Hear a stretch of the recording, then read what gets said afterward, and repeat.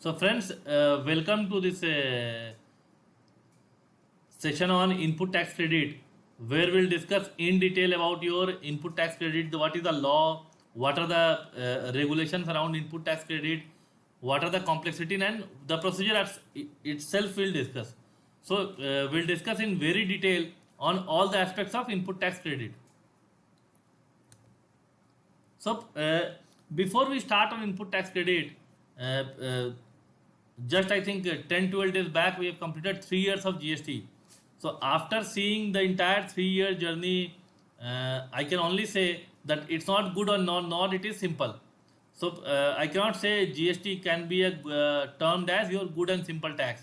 So, it is getting complicated day by day, and then with passing of so much advanced ruling, the complexity is increasing. So what I'll do is, before we get into the detail of input tax credit, we'll analyze what are the documents that are required under GST regime. And to give you a brief, input tax credit can be availed on few documents. So one can be your tax invoice, second is your debit note, third will be your RCM self invoice. So and fourth will be your revised invoice. So there are certain documents on which you can avail input tax credit. Like number one, tax invoice. So tax invoice is issued only in case of taxable supply of goods or taxable supply of service. So if you are dealing in taxable supply of goods or service, you will issue tax invoice. In case of, if we are dealing in exempted goods or service, we'll issue bill of supply, not tax invoice.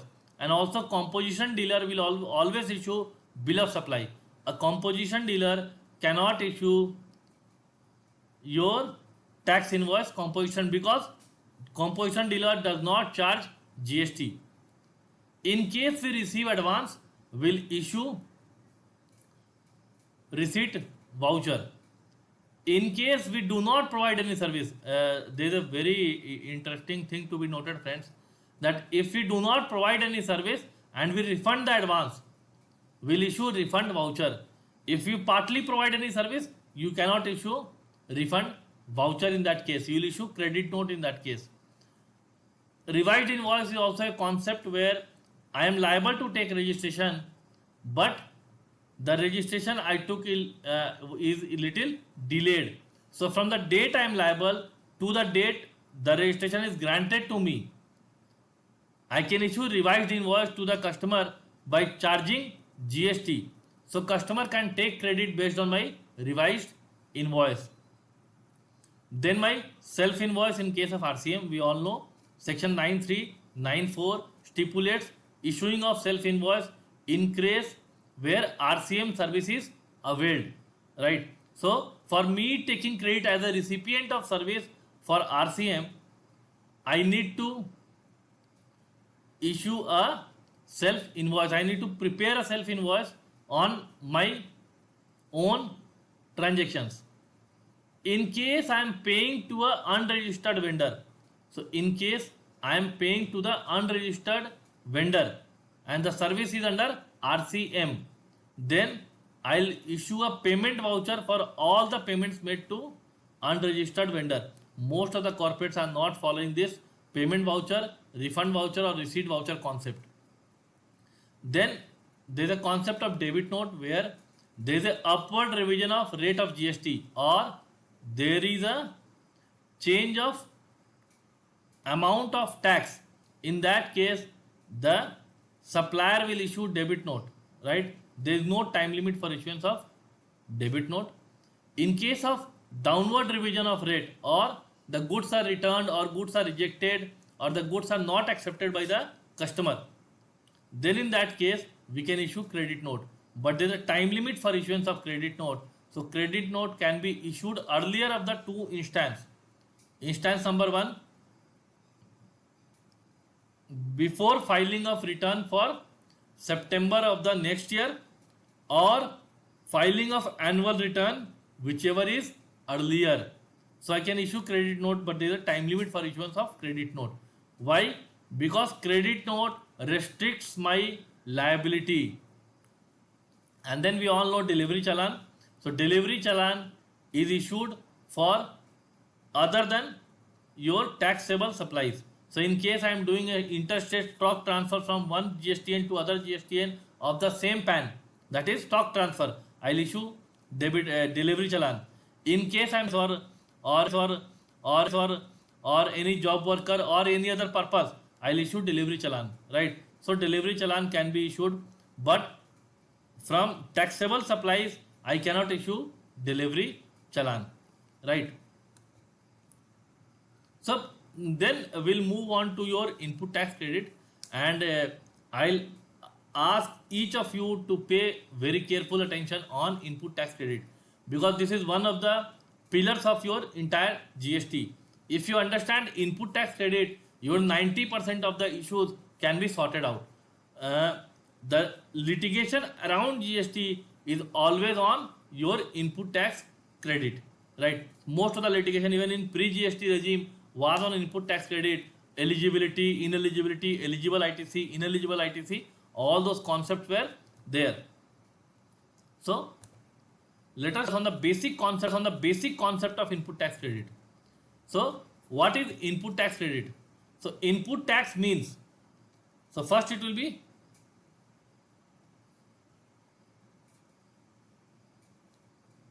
just a second, na? Yeah.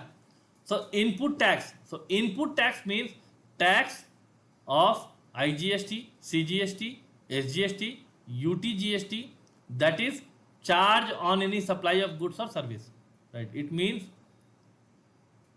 when the supplier is charging any tax on invoice, the recipient can claim input tax credit on that, right? So the two separate concepts are there. One is input tax, second is input tax credit. Input tax means any payment of tax you make to a supplier is your input tax. Input tax credit means out of the payment made to supplier, there will be some credit which will be eligible, some will be ineligible, right? So we'll discuss on that eligibility, ineligibility little later, right? Input tax also includes tax payable under section 9.3 and 9.4. 9.3, 9.4 means your reverse charge, domestic reverse charge, right? Procurement from registered vendors and unregistered vendors, mean notified supplies and purchase from unregistered vendor from the period 1st July 2017 to your 14th October 2017, right? Still the unregistered vendor supplies are taxable for builders or contractors, right? Section 5354 of IGST Act, again same thing, your imports as well as RCM from interstate supplies. SGST Act 9394, we all know that whatever CGST Act provisions are there, that is exactly replicated in your SGST Act provisions as well. And section 7374 also means your UTGST Act, but it does not mean tax paid under section 10. So any tax paid under section 10 will not become your input tax credit, right? So we'll proceed further. Understand this table very carefully, friends, because this table will, if you understand this table, you can entirely manage your input tax credit. So what is input tax? We have seen any tax which is levied on invoice by a supplier is input tax, out of which there are two concepts. One is available, one is not available. Available means the supplier has reported your invoice in their GSTR 1. So that is available, means amount showing in GSTR 2A, right? Not available means supplier has not filed your GSTR, their GSTR 1, so it is not appearing in my GSTR 2A. I am talking this on the pretext of matching of input tax credit. So right, so whatever supplier will report, I'll take credit. Out of the invoices reported by supplier, I'll have two kind of input tax. One is eligible, one is ineligible. Eligible means I can claim input tax credit on those invoices. Ineligible means the invoices are not eligible or I cannot take credit on those invoices, like purchase of motor vehicle, right? 4-seater. I'm not talking about 13, 14-seater. We'll discuss about that later on. Right. Second, food and beverage, right? Third, goods distributed as gift or free samples. All these things will not be eligible to me. Out of the eligible item, I have taken credit of certain item. I have not taken credit of certain item. It means in my books of accounts, I have a total credit of 1000 rupees. Out of that 1000 rupees, 800 rupees is eligible.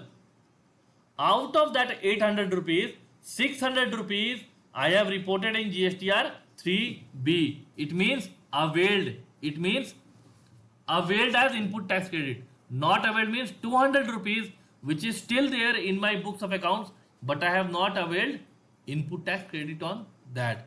Out of rupees 600 availed as input tax credit, I have utilized 400 rupees to set off my liability. So out of availed, utilized is 400, unutilized is 200. So we have to understand the entire ecosystem of your input tax credit. I may have a balance of 10,000 rupees in my books. Out of that 10,000 rupees, 8,000 is reported by supplier. So table 1, available, not available. Available is 8,000, not available means 2,000 rupees. Out of that 8,000 rupees, 1,000 rupees is ineligible, 7,000 is eligible. So that 7,000 is eligible. Out of that 7,000 rupees, I have availed 6,000 rupees as my input tax credit. 1,000 rupees I have not availed. Not availed means I have not received the material as of now. I'll receive the material later on. So unavailed ITC of 1,000 rupees. Out of that 1,000 rupees, current month liability is 3,000 rupees. So out of 7,000 availed, I have a liability of 3,000 rupees. So I'll use my 7,000 to set up the liability of 3,000. Balance will be your 4,000. 4,000 means not utilized, means it will remain in my electronic credit ledger after filing of GSTR 3B. Right. So this is your entire flow of input tax credit. Understanding of this table is very important to handle GST ITC. Right. Once you understand this, so entire your input tax credit available in the books should be matched as per this table. Pi by pi, rupee by rupee. Now the principle of input tax credit, when the GST started, we all knew that it will be a seamless flow of credit. So our understanding was the entire nation is a one. So GST, we all know it is one nation, one tax, one market. But when the concept of GST was brought, it was bifurcated into states. So each state will have a CGST, AGST, IGST balance. So I cannot say it is an entire seamless flow of credit, but yes, within the CGST, AGST, IGST, I can set off the balance. So this input tax credit is also extending to your interstate supplies. Even if I am purchasing something from outside a state, I can take input tax credit. Before GST, when your CGST Act was there, or sorry, CST Act was there, this purchase on CST was not a eligible credit. So there was a credit burnout, or that burden of credit was there, because of which the goods were becoming costly. When GST came, government said, no, you can also avail input tax credit of any goods or services which you procure or purchase from outside a state. Right. So how will we utilize the credit? So IGST can be used for payment of IGST, CGST, SGST. CGST can be used for payment of IGST and CGST. It cannot be used for payment of SGST. SGST can be used for payment of IGST and SGST, but not CGST. So central tax and state tax cannot be used for set off against each other. Right? Generally, there will not be any accumulation of input tax rate. I'll make you understand. So many businesses keep on saying, I have a balance of 2 lakh rupees in my input tax credit GL. I am not able to utilize it. So the accumulation will only happen in 2-3 scenarios, friends. Scenario 1 will be in case I have a transitional balance which is carry forward, right? In the 3 years have passed, I don't think there will be any transitional balance lying on any business unless until the transitional balance is huge balance. Second is capex. If I have done any capitalization in the current year, yes, naturally the input balance will be accumulated, right? There is no limit for setting of the input balance. I can carry forward my eligible input balance till eternity. So as till the time I have a value addition in my business. Value addition means I am buying for 100, selling for 120. I will not have any input tax credit. ITC accumulation will also happen in one more scenario, that is called as inverted duty structure. It means my input is at 18, 28 or 12. My output is at 5 or 12 or 18. It means input is higher, output is lower. So in these 3-4 scenarios, friends, accumulation of input credit will happen. In case of inverted duty, no issues, you can claim refund. Other than inverted duty, if you have balance lying in your GST credit, forget, friends, you will not get any refund of that credit. You can only use it for payment of your output liability. This is where the beauty of GST is. Till the time I am doing a value addition, I can use my input tax credit. So yeah, so I can avail input tax credit on the basis of tax invoice or debit note issued by a registered supplier, right? Second, other tax paying document. Other tax paying document like bill of entry, self invoice, right? ISD invoice, all that we'll see. Second concept is to avail input tax credit, I should have physically received the goods or services is rendered to me. Like third, the supplier should pay the tax. Supplier should pay the tax. And yes, furnished monthly return in form GSTR 3B. It will be GSTR 3B. So 4 conditions are there for availing input tax credit. Condition number 1, document should be there. Condition number 2, I should have physically received the goods, right? Bill to ship to in that case, the other party has received on my behalf. Tax is actually paid by the supplier, right? How will he pay the tax? He will pay the tax by filing GSTR 3B. Number 4, GSTR 1 is furnished. In case of GSTR 3, read as GSTR 1. GSTR 1 is furnished. It means that the supplier has filed GSTR 3B and GSTR 1. Then only I can avail input tax credit. This is what law says. Then the government has given a departure that okay, you can still take credit even if the amount is not appearing in GSTR 2A. But recently again there is a limit to it, right? So we'll see all those limits. Now friends, we'll discuss on rule 36.4. It is very important for all of us to understand rule 36.4. It means I cannot avail whatever input is lying in my books of accounts. There is a restriction to availment of input tax credit. Why?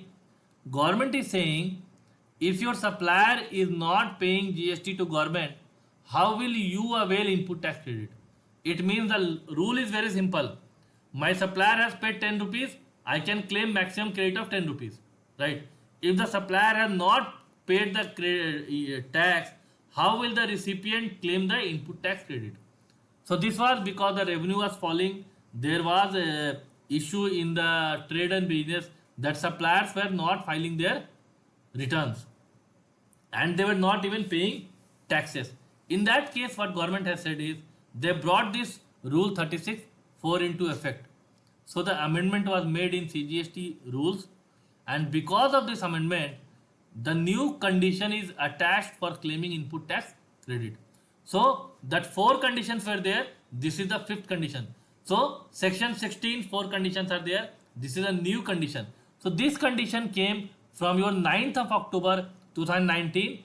Then this condition was amended on 1st of January 2020. We'll see that. So that there was a notification number 49/2019 central tax on 9th of October only, and which your specified condition for availing input tax credit. This was further amended by notification number 75 dated 26 December 2019, right? On 11th November, government clarified this circular. So government clarified this circular, and government said whatever understanding is there, let me clarify the understanding itself. So we'll see the clarification as well.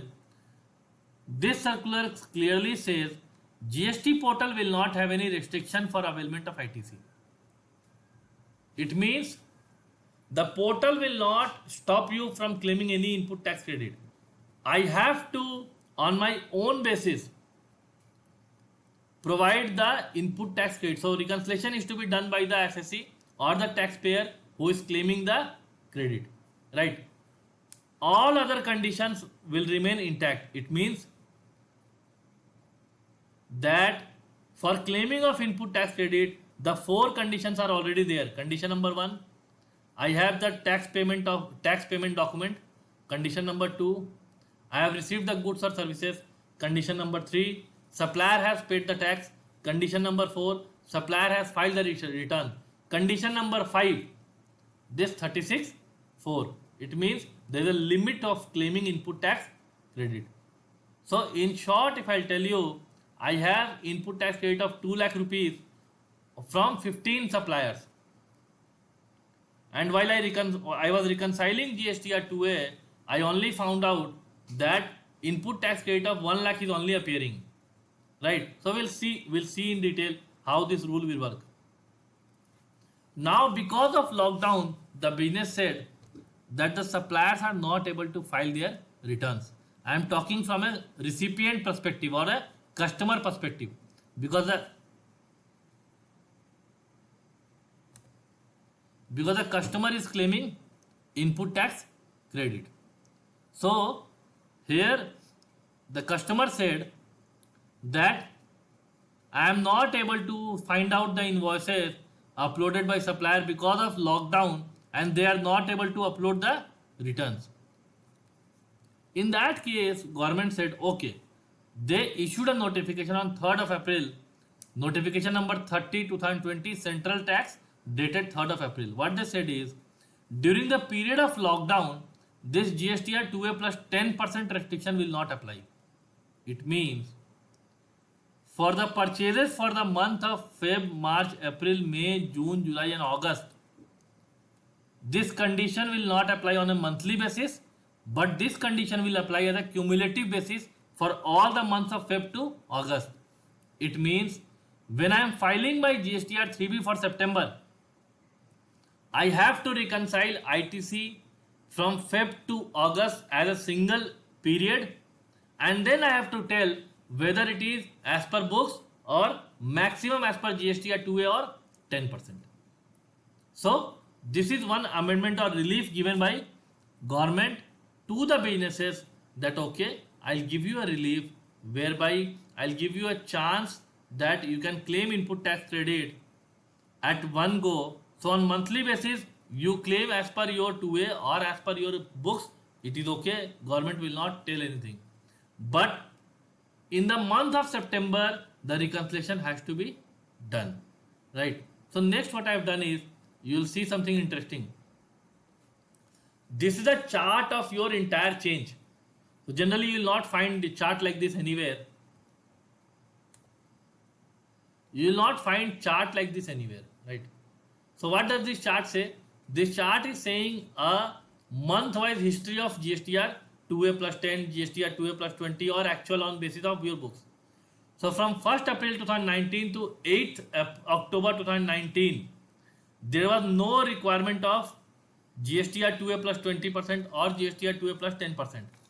The government only said reconcile your GSTR 2A and take credit based on whatever you want to take. You want to take books, you take books. You want to take 2A, you want to take 2A. But while audit department will ask you, what is your position? How many suppliers have filed the return? From 9th October to 31st December, government said you can claim credit lower of the two. Lower of the two means ITC as per books, whatever ITC is there as per books, or whatever eligible ITC is appearing in GSTR 2A, not the entire ITC, only the eligible ITC. So eligible ITC as per GSTR 2A, add 20 from 1st of January 2020 to 31st January 2020. This GSTR 2A plus 20 became GSTR 2A plus 10. It means government said, I cannot allow you 20% extra leverage for taking credit. I'll reduce the leverage to 10%. Now what is the logic of giving this 10% extra? Government said there are certain quarterly filers also.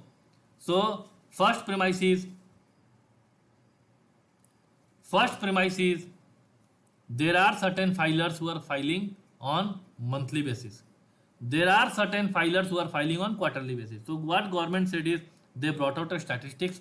They said around 7% of the filers are on quarterly basis. 93% are on monthly basis. So generally any business will get the credit on monthly basis. So they said, I'll reduce the 2A limit to 10%. So it means whatever monthly is reporting as per their return, you can add 10% extra based on quarterly filers. So this is the logic of GSTR 2A plus 10%. Now coming back to your Feb and March of 1920. I have segregated from Feb to August in two parts. Part 1, Feb and March of 1920, and second is April to August of 2021. You can avail here lower of books or GSTR 2A on a consolidated basis from Feb to August before filing of return of your September 20. Now why I have segregated this? Because there is a time limit to avail ITC. There is a time limit to avail ITC. For ITC of 1920, it means April 19 to March 20, the due date of availing input tax credit is return of September, filing last date of filing of return of September, or filing of annual return, whichever is earlier. It means for this Feb to August cumulative restriction, we have to be very careful for credit of Feb and March, because if you don't avail credit of Feb and March in the September return, I cannot avail later on. So I have done a reconciliation and I have seen that suppliers have not filed for Feb and March return. I thought, okay, when they will file, I'll take credit. You cannot take credit later on. So for the credit of 1920 Feb and March, ask the vendors, reach out to suppliers to file within due date, because if they file after due date and you don't claim credit in your books of accounts, you cannot claim later on also. For April 20 to August 20, due date is September 21. It means we have still time for claiming credit of August 22, April 20 to August 20. September 20 to March 21, as of now, it is lower of books or GSTR 2A plus 10%. Government is proposing to bring a new return from October 20. But as of now, I am assuming it is GSTR 2A plus 10%. Now, if you'll see the notes, note number 1 says, matching of ITC as per section 16 may not be compulsory while filing monthly return of GSTR 3B. Not for this April 1st to October 8, 2019. But because of this because of this change or amendment, this is becoming compulsory now. And now, for the business, it is important to reconcile on a regular basis. Now you understand a scenario.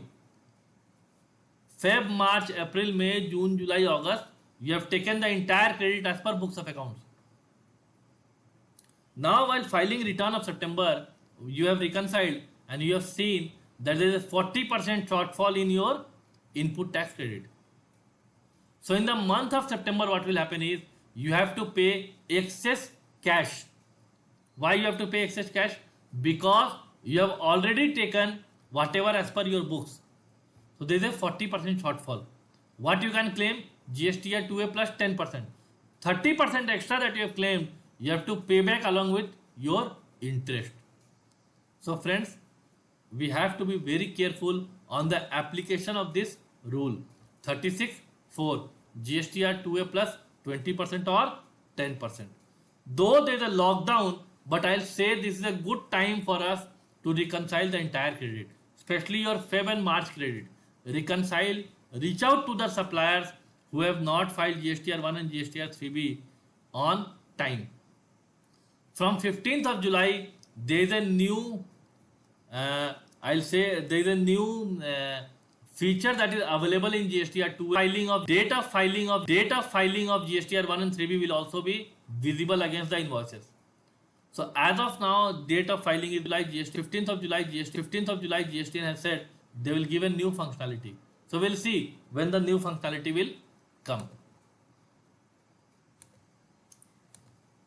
So now CBIC has clarified that the GSTR 2A plus 20 or 10 is not applicable for IGST paid on imports.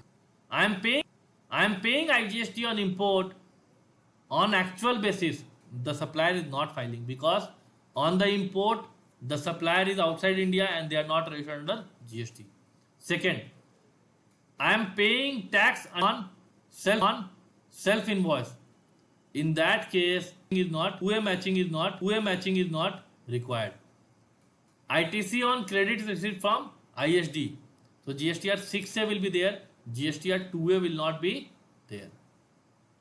Next, this restriction of 20% on 10% is only of the invoices dated 9th of October 2019, not before that. So before that you can take a call, you can take actual input tax credit. Next, ITC available only against invoices for suppliers who file the return within due date. So it is important that while downloading my GSTR 2A, I download on 11th of the next month. I should not delay downloading of GSTR 2A after your 11th of next month. Remember friends, if the supplier is not reporting in current month and if the supplier is reporting in next month, no ITC will get left. I can claim ITC subject to your return for September of next year or annual return whichever is earlier. This restriction is applicable on value of invoices. So if I have 10 suppliers and 8 suppliers have filed and 2 have not filed, this GSTR 2A restriction is not to be computed on number of suppliers. In the entire 2A, the total of IGST, CGST, AGST eligible amount is to be considered. Add 10% on that. You cannot say I have 90 suppliers, 89 have filed, so I have complied. And one supplier is your major supplier whose input is 50% of your total input. Then you have not complied. So this value is as per value of invoices, not the number of supplier, or supplier wise reconciliation is not required. From 1st January 2020 it is 2A plus 10% up to 31st January. After 31st January, Feb to August 20 it is cumulative 2A plus your 10% to be reconciled by filing of return of September 20. So 1 minute friends.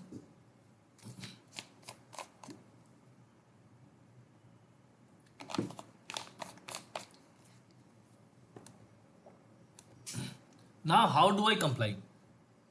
Practically industry is asking, sir, this rule and all is fine, but how do we actually comply this rule? So number 1 is categorize all your supplier into 2 baskets. One is who is filing monthly, who is filing quarterly. Have their compliance analysis. Why the supplier compliance analysis is required? Because it might happen that a supplier since last 3 years he is filing all the returns in delay, and since I have not taken his compliance, I am not able to check. So we'll have to see that the supplier compliance analysis to be done. I'll show you how it is done. Second, send a formal request to all suppliers to file the return within due date. So quote 36.4 in the letter and send it to all your suppliers that this rule has come. You have to file returns within due date. Track the payment made to supplier on 2A. So before paying to supplier, check 2A. If it is not appearing in 2A, if it is a continuous supplier, ask him to comply for the next invoice. So one invoice you can clear, while processing the next invoice in the next month, ask him that comply it. Download GSTR 2A on 12th morning, or in case of quarterly, first day of the month of the following quarter. It means for the March quarter, due date is 30th April. So download GSTR 2A for quarterly on 1st of May. Right. A certain eligible invoices. So once I have downloaded 2A, from that entire invoice, I have to ascertain eligible, ineligible or exempt supplies. Then reconcile with books of accounts, and then carry forward the credit which is not appearing in your GSTR 2A plus 10%. Now we'll see how you are going to take a analysis. Now see here friends, I have done a small analysis of my vendor. Like there's a vendor called Balaji Pratishthan Private Limited, and if you'll see, each and every month there's a delay in filing of return. So red means delay, black means they are filing on time. So this supplier is filing each and every return in delay. It means reach out to the supplier and tell him that I have seen the pattern of your filing and there is a delay in your filing of return. Second, Satyam Packaging, if you'll see, last 3 months they have not filed. August, September, October 19 return they have not filed. So it means that there is a default from their end. So it will hit your GSTR 2A plus 10%. Perfect Traders, each and every return they are delaying. Now come to SS Electricals. They are compliant because they are filing both the quarterly returns on time. Then Naman Infotech, they have not filed for July on time, but they have filed September on time. So this is how you can prepare a dashboard of your supplier analysis. I am not saying to do this analysis for your 100% vendor. Make the vendor or ABC analysis. ABC analysis means value wise categorize the vendor into ABC. A means 90% of input tax credit will be handled by your 5% or 10% of your vendor. It means raw material supplier. So out of my 1000 vendors, if I can do this analysis for 50 vendors, I can cover by 90% of input tax credit. So if I follow the compliance of these 50 vendor on month basis, call them up for filing and all, I can take care of my GSTR 2A plus 10% compliance. So this is how practically you can apply this 36(4) rule in your company. Next. Now I have done an audit of my client, and the client said that they have taken credit based on this circular, right? So October return I have taken, October 2A I have taken, and I have recomputed their eligibility.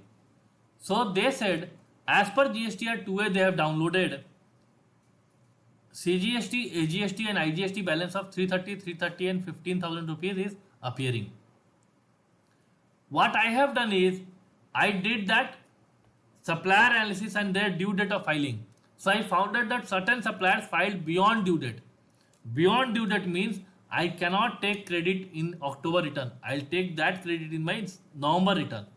So I have reduced ITC for vendors who have delayed filing of return. So 90,000 rupees each under CGST, GST I have reduced. So eligible ITC of the suppliers who have filed on due date is your 239 and 15. I have added 20% of the circular because it is October. So 20% I have added.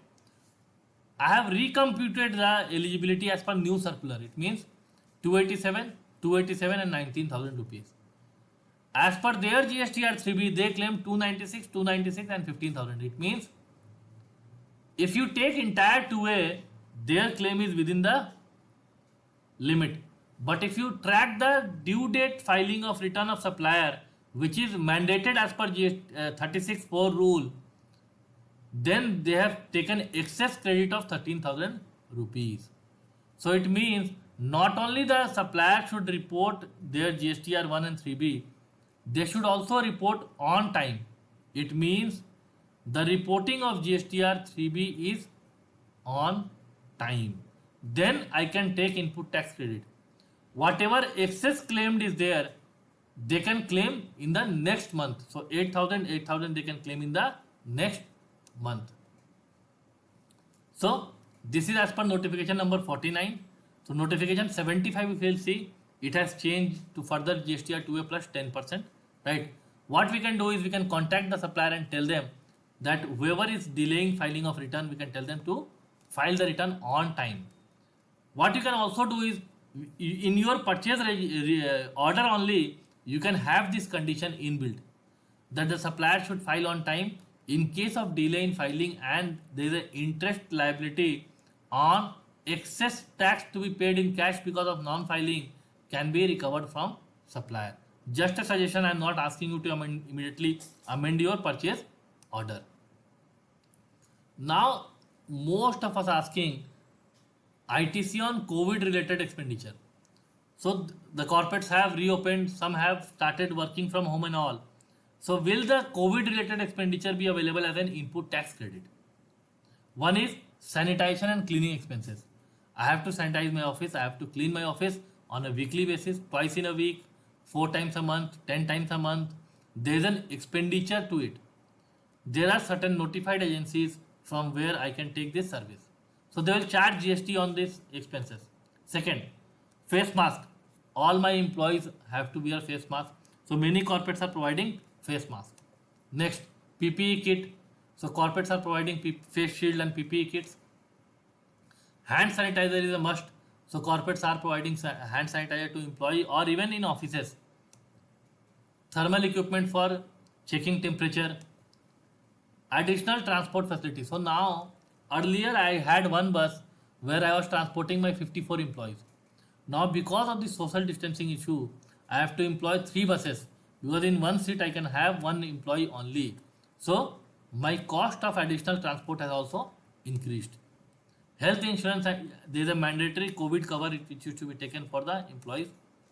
Benefit to employees from work from home. So like Google has given each employee $1,000 for purchase of furniture for working from home.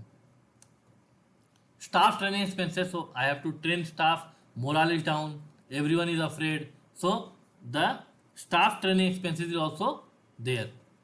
Then welfare and other measures are to be taken. I have to give them coupons and all to the staff. I have to make an isolation room. So construction of isolation room may be required because the law says in case of any symptom, there should be an isolation facility in the office or company. So if I have taken an office, I can have additional room. If I have constructed anything, we'll see what is the eligibility.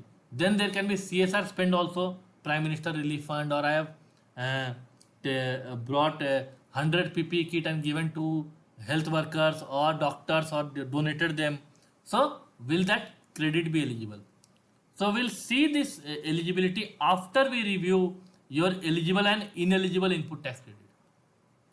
So now we'll move on to your ineligible input tax credit. So before that, I can take input tax credit of on the basis of invoice, on the basis of debit note, on the basis of bill of entry for import, self invoice for RCM purchase, and ISD invoice in case I have a ISD registration. Now, condition of availment of input tax credit we have already seen. One condition is, what if I am receiving the goods in lots? So the supplier has said that against one invoice, the material will not fit in one lorry. I'll send in 4 lorries and each day he will send 1 lorry. So on the one day only, I'll not receive 4 lorries. So with the first lorry, he has sent the original invoice and remaining 3 lorries are coming. So first goods was received on 31st of the month and next 3 goods were received in the next month. So GST law says, in case I am receiving the goods in lots, I can claim input tax credit only on the receipt of last lot. It means if I have not received all the goods against single invoice, friends, remember, I cannot take input tax credit. Now change the scenario. The supplier has said that I have to receive 50 air conditions and each lorry will have 4 air conditions, 10 air conditions. So it means 5 lorries are required, and for each 10 air condition he has made a single invoice. So 5 invoices he has issued, 5 lorry it is coming. I can take input tax credit for all the 5 lorries as and when they are received, right? Then, in case of bill to ship to model, means I am the purchaser, but the goods are directly to be sent to my job worker. In that case, there is a condition that I cannot claim input tax credit unless and until I receive the goods. But in this case, it is deemed receipt. It means the job worker has received on my behalf, so I can take input tax credit when the goods are received by the job worker, right? So we'll see this condition also. Now friends, moving on to input tax credit on capital goods. It is very important for us to understand this concept. There is a thumb rule, friends, remember, double benefit not possible.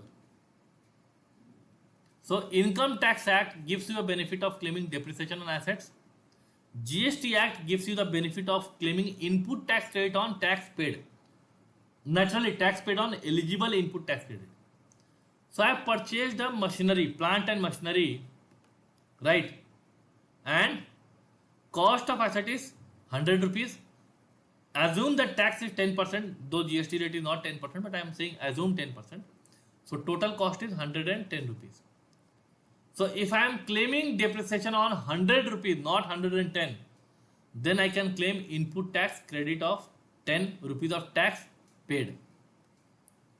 But if I claim depreciation on entire 110 rupees, then I cannot claim input tax credit. Now you'll ask me, who is the person who will do like this?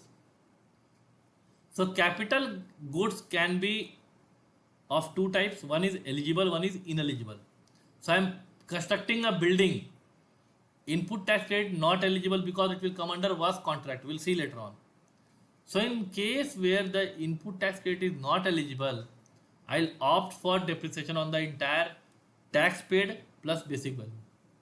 So it's a tax planning angle where I'll not claim input tax credit of ineligible item. So I'll claim depreciation on the entire amount. In case I am purchasing a machinery on which input tax credit is eligible, I will take the benefit of depreciation on the basic portion of cost of asset, and tax I'll take input tax credit. Now you'll ask me, what is the difference it will make? So in case I take the depreciation benefit, the benefit will be accrued over a long period of time, 5 years. In case I take input tax credit, you can avail input tax credit and 100% on the same month and use it for payment of tax of the same month or subsequent liability. So there is a cash flow benefit which is accruing because of claiming input tax credit on eligible asset. So this is how you can plan in case of purchase of assets of eligible and ineligible. Now understand one thing, ITC for business purpose, for other than business purpose. If I am using any, if I am purchasing anything, or if I have an expenditure on anything which is used for business purpose, I can take ITC as an eligible credit. But if I am using input tax credit for other than business, then ITC is not available. Like take an example. You have purchased an AC for your office and it is installed in office. You can take input tax credit. You have purchased AC in the name of your office, GST number is of your business, but the office AC is installed in your director's premises. It is used for other than business purpose. ITC is not eligible, right?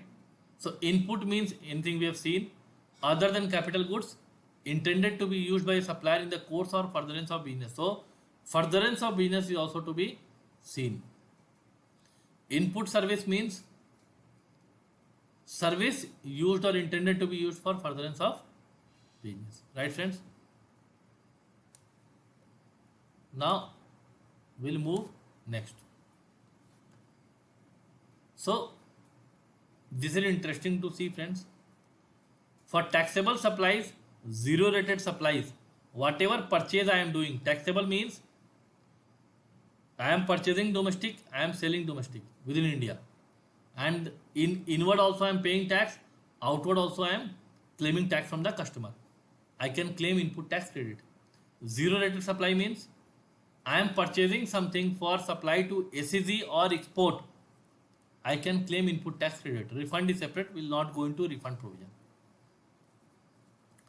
But if input tax credit is for partly for non-taxable supplies, it means the supply is not taxable, then I cannot claim any input tax credit. Second, exempt supply, it means outward supply is exempted by a notification. Nil rated supply, we have discussed this while discussing the returns, GSTR 1 and 3B, what is non-taxable, exempt and nil rated. So for any ITC attributable to non-taxable, exempt or nil rated supplies, input tax credit is not available. Now for banking, if you'll see, when the bank will give you service or any financial institution, they will have what kind of income? One income will be your services provided for issuing LC, BG, credit card, debit card, on which they will charge GST from you. Second is they will pay you interest. On that interest, they will not charge GST. Right? So bank income can be divided into two parts: taxable income, exempt income. So for banking and financial institution, there is a alternative method of claiming ITC.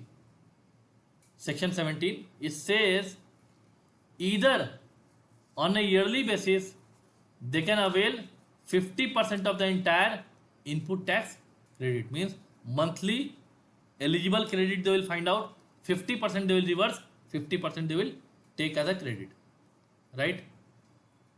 But this 50% rule is not applicable in case of interstate taxable stock transfer. So like ICICI Bank has purchased an ATM in Mumbai and they have transferred the ATM to Calcutta.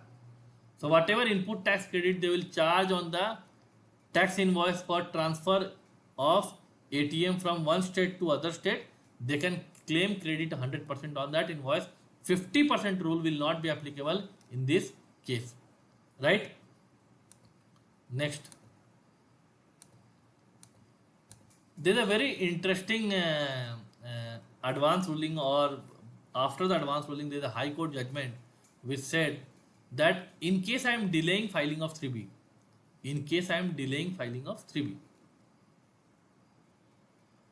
so how will I avail input tax rate? Okay, you'll avail input tax rate based on your filing of return. But whether interest is to be charged on net liability or gross liability. What is net liability? I have a liability of 100 rupees, I have input of 50 rupees. Net liability means 100 minus 50, balance 50. Gross liability means entire 100. So there is a writ petition filed in your Telangana High Court in Megha Engineering case, where the High Court said that input tax rate is not your right. Just because it is appearing in your books of account, it will not become input tax credit.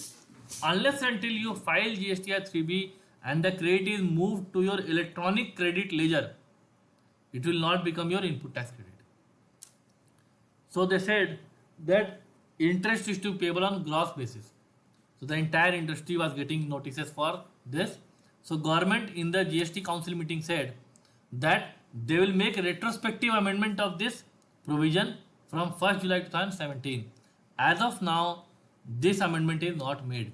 So department can still charge interest on gross liability, not on net liability. So now friends, I'll move on to your ineligible input tax credit.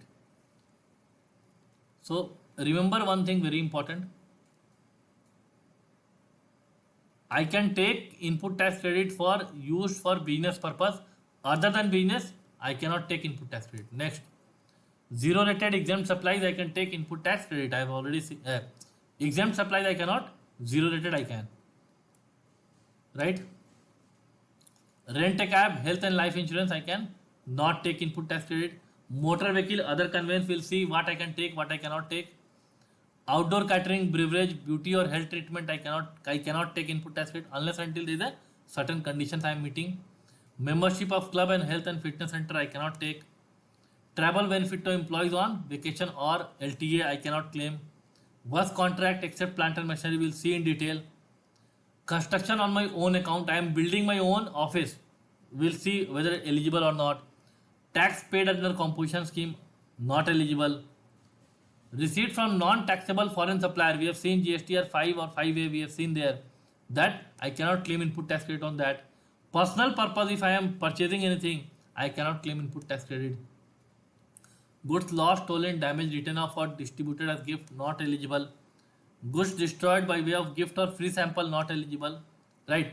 So now we'll see one by one, friends, and it is I'll demand your 100% attention in these slides, because your most of the notices will be based on eligible and ineligible input tax credit.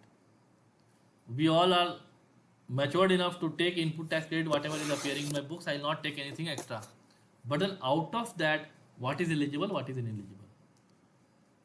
One of the important disputed issue which is there is input tax credit on motor vehicle. So MD decided, and he has called CFO and said, I want to buy a BMW, buy a BMW. So the CFO has passed the voucher for purchase of BMW. BMW cost is your 50 lakh rupees, right? You have 18% GST or 28% GST based on cubic capacity, length and all. Then you have cess to it. Now CFO is asking whether I can claim input tax credit or not. So thumb rule, ITC on motor vehicle is not eligible as input tax credit. ITC on motor vehicle is not eligible for input tax credit except when they are used for, number one, if you have rented a vehicle or purchased a vehicle having seating capacity more than 13, means including driver, you can claim input tax credit. Restriction of 17.5 is irrespective of the input used for business purpose. It means even if you are having this expenditure for business purpose, you cannot claim input tax credit, right? Unless until allowed. So number one, general rule, motor vehicle purchase or rent, I cannot claim input tax credit. But if I am purchasing a vehicle having a seating capacity more than 13 or renting a vehicle like renting a bus for movement of staff, eligible. Second, if I am buying a vehicle for transport of goods or hiring a vehicle for transport of goods, eligible. If I am under a business of supplying of motor vehicle, means dealership of Mahindra, dealership of Tata. So I am a dealer of Tata. So whatever Tata will sell to me, I will take input tax credit. I will sell it to customer, use that input tax credit. I am in the business of transport of passenger, right? So I have started a business of giving the bus on hire to the corporates or car on hire to the corporates. I can claim input tax credit again. 5%, 12% we'll have to see in case of hiring of car. I am in the business of training of motor training school. I have a motor training school whereby I train students for this skills of driving. Or I have a flying club and we buy aircraft for this pilot training and all. I can claim input tax credit, right? So if I am under outward taxable supply of same business, I can claim input tax credit.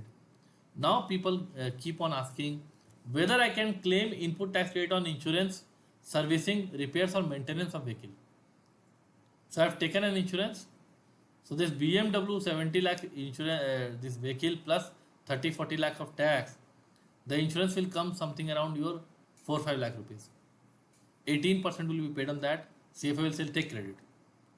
So now the thumb rule is any motor vehicle on which input tax credit is allowed, on that motor vehicle only input tax credit of general insurance, service, repairs and maintenance is allowed.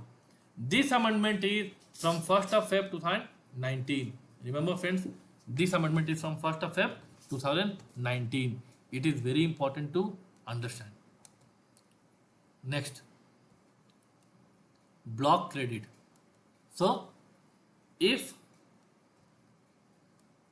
I am receiving any invoice for food and beverage, outdoor catering, beauty treatment, health service, cosmetic or plastic surgery, I cannot take input tax credit unless and until I am in the business of food and beverage. So Haldirams is there. They are in the business of food and beverage. Any inward supply for buying of your food and beverage, they will take credit. Outdoor catering, same. ITC hotels, they are purchasing anything for providing outdoor catering, they will take credit, right? So if I am under the same business of F&B, outdoor catering, beauty treatment, health service or cosmetic or plastic surgery, I can claim credit. Otherwise, I cannot claim input tax credit on this. Second, life insurance or rent a cab, right? So if the government is notifying that no, you have to give life or health insurance to all the employees or rent a cab to all the employees, in that case I can take credit. If it is not notified by government, I cannot claim input tax credit on these expenses. Membership of club, health and fitness center, travel benefit to employees on LTA, it is never allowed. It means I cannot claim input tax credit on membership of club, health, fitness center and travel benefit to employee. This is your 17.5, right, on certain expenditure. Next, construction of immovable property. So either I am constructing anything on my own. It means I have already a plant and I hired a contractor and I said, you build one more story, right, on the plant, have the flooring, tiles and all you instruct. Second, I have said to a contractor, you build the entire factory for me. So either I am constructing on my own or I have given it on 100% to someone to build a immovable property. In that case, input tax credit is not allowed, even if it is in the course or furtherance of business. So people will say, this is my factory building, I am using it for manufacturing. Then also input tax credit is not allowed, right? Construction includes reconstruction, renovation, addition, alteration or repairs to the extent capitalized. It means, understand friends, if you are giving this expenditure under PL account, like painting you have done or small minor repair you have done, which will not increase the lifetime of the asset, you have charged it in your PL account, then you can claim input tax credit on that expenditure, right? Plant and machinery, you can claim input tax credit. Next, goods lost, stolen, destroyed, written off, given as gift or free sample, it is not allowed. Now the question will come as, one lorry was carrying the raw material and it got toppled and the entire material is damaged. I have claimed insurance. In that case, on my input raw material when I purchased, I took the input tax credit, I have used it for manufacturing of my material and that material got destroyed, I have got the insurance claim. Whatever input I claimed during the purchase of that raw material is to be reversed. Second, I have taken an inventory stock taking. So as per books, the inventory is 100. When I counted it is 90. 10 I know that it someone has theft or lost or whatever it is. And as per the board approval, I have written off this 10 inventory. So what happens to the input which I claimed on 10 inventory? You have to reverse it. Right. Next, goods distributed as Diwali gift or year-end gift, you cannot claim ITC on that.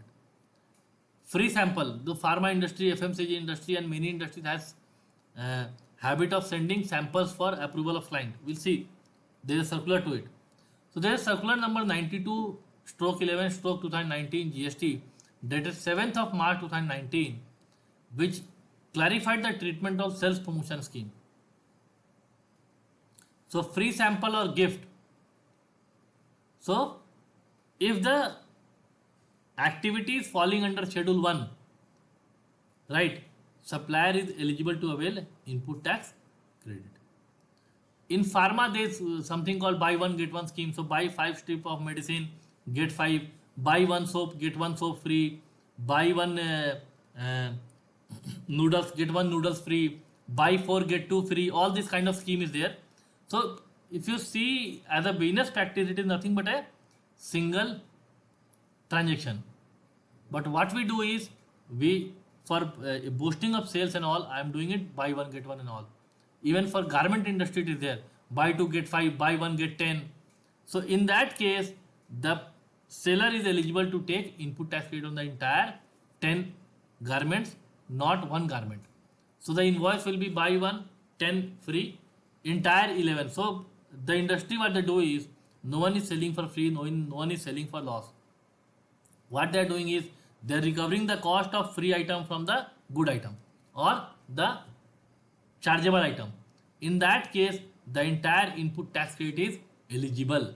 This is as per circular number 92/11/2019 GST dated 7th March 2019. This is very important circular, friends. Next, block credit. So under composition scheme, whatever taxes I am paying, no input tax credit is there. If I am buying from non-resident taxable supplier, right? So I am a non-resident taxable supplier and I have purchased any goods locally in India, I cannot claim input tax credit. Only import which I am doing through bill of entry, input tax credit is there. GSTR 5A we have seen. Then goods or service or both used for personal consumption, I cannot claim input tax credit.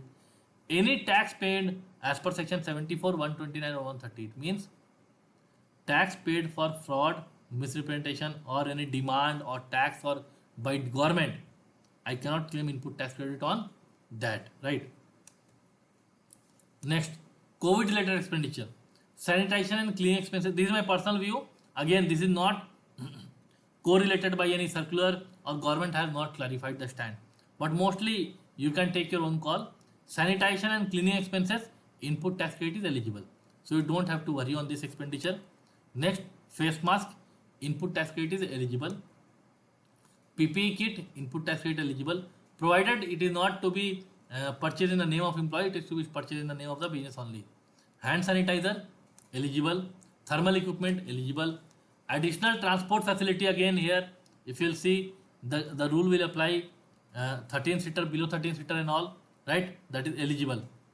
But if you have any government notification sent to industry where the government has clarified that in a bus you cannot have more than 18 and all, then you can take a stand. But still I'll say, to be on safe side, maintain the stand of 13 or more or 13 or less.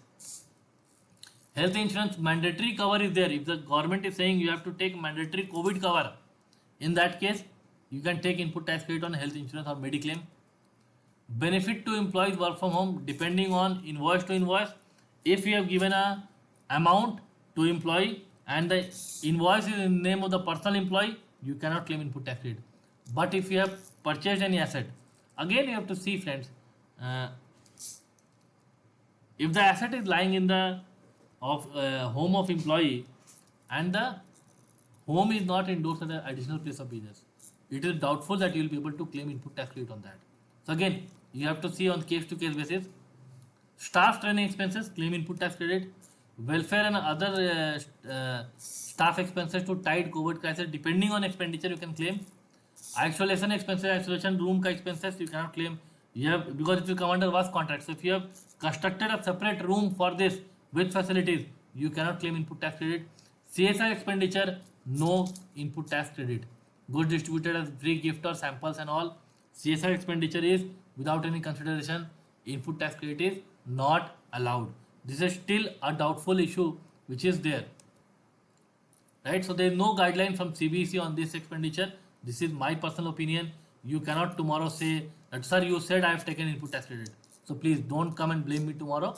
Take a call based on your own judgment. Now, time limit for availing input tax credit. So as a standard normal registered taxable person under section 16(1) first box, if I am using it for furtherance of business or in the course of business, ITC is credited to the electronic credit ledger, I can claim input tax credit earlier of filing of annual return or return filing of September of the next financial year, right? Second, I have liable to become registered under GST, and there is a delay in taking off registration.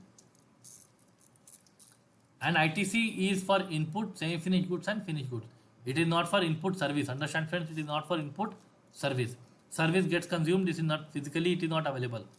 So inputs, semi-finished and finished goods lying on the date of preceding the day on which I am liable to register. So 1 year from the date of issue of invoice, I can take input tax credit. So there is a restriction of 1 year from the date of invoice, right? If I have taken a voluntary registration, it means I have not crossed the threshold of taking compulsory registration, 20 lakhs or 40 lakhs, right? Input tax credit for input, semi-finished or finished goods. I can take input tax on the date of preceding the date of registration, right? Next friends. So again same. If I am under composition scheme and because of the threshold I am now eligible under a regular scheme, or I am dealing in exempt supply and because the government has passed a notification and now I am dealing under a taxable supply, in that case I can take input tax credit. Due date for claiming credit is filing of annual return or September, and that invoice date should not be more than 1 year old. So it means in May 20 I cannot claim input tax credit of invoice of April 19 because it is more than 1 year old. It is more than 1 year old. So again, invoice date is also to be seen. Next, in case of new registration under 18(1), right, I can claim input tax credit as on the date on which I am liable to pay tax. Same. Next, in case of voluntary registration, we have already seen input tax credit on inputs, semi-finished or finished goods. As on the date of registration, whatever input is lying, I can take the input tax credit. Again, we have seen this switching from composition or exempt supply to normal supply. I can take input tax credit, right? In case of capital goods, see the last para. In case of capital goods, if I have used the capital goods for exempt supply or under composition scheme, so 5% per quarter I have to reverse. So if I purchase the capital goods and for 6 months I am under composition scheme, and the input tax credit is 1 lakh rupees, and I have used it for 2 quarters for composition scheme. So 5% for each quarter means 10% reversal I have to do when I am opting out of composition to normal taxpayer. So means I can claim input tax credit of 90,000 rupees only, not 1 lakh rupees, because 5% for quarter 1, 5% for quarter 2, reversal will apply. Next, condition of claiming input tax credit, we all know invoice should not be more than 1 year old. Declaration we have to file under ITC 01 to say that now I am under regular scheme, right? And if the input tax credit value is more than 2 lakh rupees, last para, input tax value transfer is more than 1 lakh rupees, 2 lakh rupees, the certificate from practicing CA or cost accountant is also required. This is one additional area of practice, friends, right? Now what will happen is, there are certain companies which keep on doing merger, demerger, acquisition, or certain transactions are happening. In that case, what will happen is, the company which get merged into the other company has input balance lying. So you cannot say that okay, all the balance will get knocked off or there will be no balance transfer. So there is a provision called 18(3) which said, if there is a change in constitution of registered taxable payer on account of sale, right? Someone has purchased the entire business, right? Sale, merger, demerger. Demerger means one company demerging into 2 companies. Amalgamation, 2 company coming as 1 company. Lease means I have leased the entire business to someone. Or transfer of business, it means there was a registration of my father. I have inherited the entire business from him. He is now not continuing in the business. He said you continue the business, so I'll take a new registration because the same PAN will not apply. So his PAN will get changed, my PAN will come. In that case, I can claim input tax credit. What I'll do is, I have to file a form called ITC-02, right? Also, in case of amalgamation, merger, demerger, I need a CA certificate or a cost accounting certificate, right? Cost accountant or a CA certificate is required, right?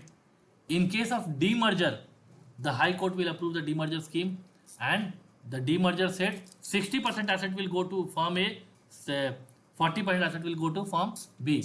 Then the ITC will be distributed in 60-40 ratio as on the value of new asset to the new units. Next, switching from composition, in that case we have already seen that balance line will be distributed. Here the form is to be filed called GST ITC 03, GST ITC 03 form, right? Next, now capital goods we have seen. Here what will happen is, in case I am supplying a capital goods or selling a capital goods where I have taken the ITC, right? So in this case what will happen is, I'll raise an invoice. So people what they are doing is, they have purchased the asset of 1 lakh rupees and they are billing the invoice of 10,000 rupees. Okay, 10,000 mein bech do, nobody will see. But the rule is different. Now what the rule says here is, ITC availed either 5% per quarter or tax on transaction value has to be paid. Higher of the two I have to pay tax, right? Take an example. On 1st January 2018, I purchased a laptop of 50,000 rupees. 18% GST I paid of 9,000 rupees. On 5th of May 2020, I have sold the laptop for 10,000 rupees. Now if you'll see, 18% on sale value is 1,800 rupees. Now if you'll see here, important, 10 quarter I have used this laptop, 1st January to 5th of May. Part of the quarter will be taken as 1 quarter only. So what I'll do is, from entire ITC availed of 9,000 rupees, I'll reduce usage of 10 quarter. 5% means 50% I'll reduce. It means, sorry, it will be your 4,500. So either I'll pay higher of the tax, either I'll pay 1,800 rupees or I'll pay a reversal of 4,500 rupees. In this case, the GST payable will be 4,500. So 1,800 rupees I'll have to collect from the buyer. That 3B may I'll show as sale. Balance 2,700 rupees I'll show as reversal in your GSTR 3B. So this is very important, friends, to understand. In case of sale of assets, this rule is different. So again, same thing we have taken. Capital goods 5% each quarter from the date of invoice you have to reverse, right? Declaration has to be filed 18(1) ka declaration. For value exceeding 2 lakh rupees, CSCMA certificate is there, and matching of claim will be done through GSTR 1 or GSTR 4 of the corresponding supplier. Now friends, moving on to next part. This is very important to understand, friends. There are many businesses which are under taxable and exempt both. There are heads of income which will come under exempt supply, right? So what will happen to certain type of credit? So entire credit can be distributed into 3 parts. Credit number 1, 100% taxable credit, right? Credit number 2, 100% exempted credit. Credit number 3, common credit. So take an example. I am dealing in the business of selling of books. I am dealing in the business of rental of premises. So books is nil rated or not taxable. Renting of premises 18% GST is applicable. Now I have 3 expenditure. Expenditure number 1, purchase of raw material for books, means purchase for exempt product. Expenditure number 2, I have employed broker for renting of my business. I am paying charges to broker on which they are charging GST. This is input credit for my taxable business. Number 3, I have a security guard which is employed in the same business where I am dealing your sale of books. Second, renting of premises. So this is common credit, means The security guard is for both the businesses. Now you see, rule 42 and 43 says reversal of credit in case of taxable and exempt business. So the entire credit can be seen as T. T means my entire credit. Number one, T1. T1 means entire credit used for other than business. Means AC fitted in your director house other than business. Entire credit ko nothing is eligible. Second, purchase of books for my exempted supply. Entire credit, whatever invoice, tax paid on purchase of books or paper or whatever expenditure for that matter will be no ITC on that item. Third, out of the credit, I have block credit, means repairing I have done in the premises. I will not get any input tax credit, right? No ITC. Number 4, I have credit of broker invoice. Invoice paid to the broker, amount paid, on which they have charged GST. On that 100% input credit I will take. Now friends, there is an invoice for security also, on which he is guarding the premises for both taxable supply and exempt supply. What will happen to that invoice? In that case, come to next slide. Again we'll see. We'll come to next slide. Number 1, common supply means C2. Out of that common supply, I have something for exempted business, right? So based on my turnover, tax exempted turnover by total turnover into common supply, I have to reverse.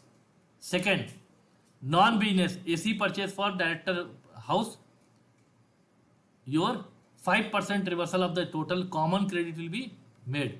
Number 3, whatever credit is left out will be eligible as a credit, right? So C3 is my eligible credit. So D1 and D2, these two reversal will become my output liability. It means in filing GSTR 3B, there is a table called reversal other, reversal rule 42 and rule 43. This rule 42 and 43 reversal will happen there. Next friends. Yeah, there is an illustration friends. If you'll see, you see number 1, total input tax credit on input and input service is 500 rupees. Non-business ITC is 100 rupees. Exempt supply 50 rupees. Block credit 25 rupees. Right? So taxable supply is 200 rupees. Exempt supply value is 2000 and total turnover is 5000 rupees. I have to find out number 1, valid ITC in electronic credit ledger. Number 2, common ITC. Number 3, value of exempt supply. Number 4, ITC for non-business purpose. Number 5, eligible ITC, and number 6 is total ITC. So what is my valid ITC friends? See here. Valid ITC is your T minus T1, T2, T3, means 500 minus 100, 50, 25. 325 rupees is my valid ITC. Right? Common ITC means C1 minus T4. C1 is my valid ITC minus ITC on taxable supply, means 125 rupees is my common input tax credit. Exempt supply ITC will be exempt supply 2000 by 5000 into common credit 125, that is 50 rupees, right?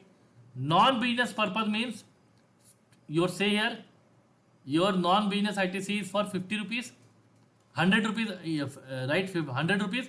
So 5% of this 125 will be reversed, right? So common ITC is 68.75. Total ITC will be 200 taxable plus 68.75. 268.75 will be eligible ITC. This is to be done on month basis, but 70% of the businesses will not have this kind of complication. But since I am discussing the ITC in a detailed manner, I thought of taking up this entire issue in a detailed manner, so that once you face this kind of issue or situation, you know what to do, right? Next is your job worker. So in case I am sending my goods to job worker, I can take input credit on my inputs received, which is sent to the job worker. Now there is a restriction friend. What happens if the job worker does not return the goods on time? In case of input sent for job work, he does not return the goods within 1 year. Capital goods, he does not return the goods within 3 years.